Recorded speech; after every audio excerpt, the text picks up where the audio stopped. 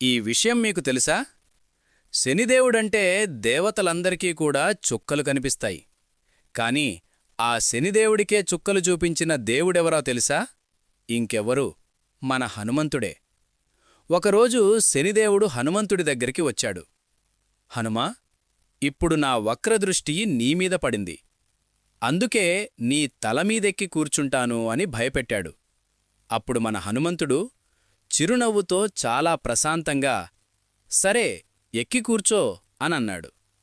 శనిదేవుడు హనుమంతుడి తలమీద ఎక్కగానే హనుమంతుడు తన విశ్వరూపాన్ని చూపించాడు. పెద్ద పెద్ద బండరాళ్ళు, భారీ భారీ పర్వతాలు అన్నింటినీ తన తలమీద ఎత్తిపెట్టుకోవడం మొదలుపెట్టాడు.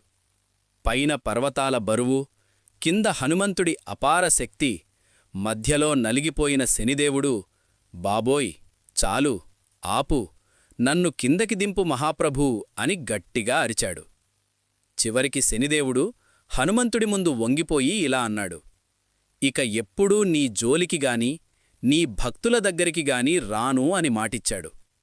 అందుకే శనిదోషమున్నవాళ్లు హనుమంతుడిని భక్తితో పూజిస్తే శనిదేవుడు శాంతిస్తాడని నమ్మకం. ఇలాంటి మరిన్ని కథల కోసం మన ఛానల్ని సబ్స్క్రైబ్ చేసుకోండి.